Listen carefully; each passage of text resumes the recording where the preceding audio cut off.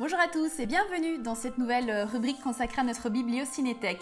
Il y a quelques semaines, les plus fidèles d'entre vous avaient découvert une bande dessinée consacrée à Charlie Chaplin et parue aux éditions Dupuis. Cette semaine, je vais vous parler de deux nouveaux tomes de la collection Les Étoiles de l'Histoire, consacrés à deux femmes, deux icônes glamour que tout le monde connaît, à savoir Marilyn Monroe et Brigitte Bardot. Alors ces deux bandes dessinées sont parues en avril 2020 aux éditions Dupuis, sont toujours scénarisées par Bernard Suisson, mais cette fois-ci c'est Christian Paty qui s'est mis au dessin, et je peux vous dire que ça a un petit ajout beaucoup plus sympathique et beaucoup plus ludique encore que celui consacré à Charlie Chaplin. Bref, nouveau numéro, nouvelle présentation et nouveau dessinateur. Alors, si ces deux icônes sont présentées en même temps, ce n'est pas anecdotique, c'est parce que énormément de points communs relient ces deux femmes, même si l'une est française et l'autre américaine. À commencer par leur parcours de vie, qui n'a pas toujours été très facile.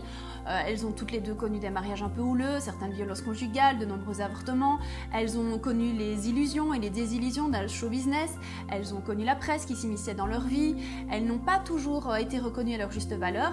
Et ce que ces bandes dessinées mettent en avant, justement, ce n'est pas vraiment la carrière de ces femmes, bien que, mais plutôt celle qui se cache derrière le personnage qui a été mis en lumière pendant de nombreuses années et toutes les motivations de leur vie personnelle. Alors il y a quand même des petites différences à notifier, à savoir que la bande dessinée de Marilyn Monroe, elle fait une centaine de pages et commence avec la naissance de Marilyn, qui donc a pris ce pseudonyme plus tard, Marilyn Monroe. Elle est née en 1926 du côté des États-Unis et a rencontré les plus grands scénaristes, metteurs en scène, acteurs. Elle a toujours vécu pour le cinéma hollywoodien, au contraire de Brigitte Bardot qui, elle, a toujours refusé de traverser l'Atlantique et de travailler avec de grandes figures américaines. Ça a été des choix, on les comprend pourquoi dans sa bande dessinée. Elle est née, elle, par contre, en 1934, donc 8 ans les séparent, mais on se rend compte que finalement ces deux femmes, libres en tout cas, et qui se voulaient indépendantes professionnellement et personnellement, n'ont pas connu que des étincelles et des paillettes dans leur vie. Des petites choses à rajouter peut-être, c'est que ces deux personnalités se sont rencontrées une seule fois. Et d'ailleurs, la bande dessinée a mis cette rencontre en scène dans les deux tomes. Et ça, je trouvais ça un petit peu fun. À savoir, en 1956, Marilyn et Brigitte Bardot se rencontrent lors de la venue d'Elisabeth II à Londres. Et il faut savoir que Brigitte Bardot admirait énormément Marilyn Monroe et que cette rencontre-là est parfaitement retranscrite dans les dessins de Christian Paty.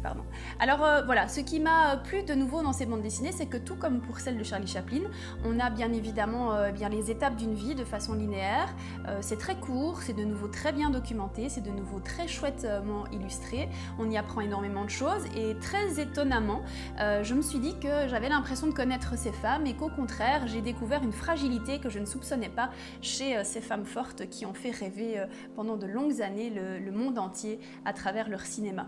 Je vous les conseille, elles sont sorties en avril 2020 donc, chez Dupuis toujours, et font avec Charlie Chaplin une belle collection que tout cinéphile devrait avoir dans sa biblio cinéthèque. Allez, amis du 7e art, bonsoir!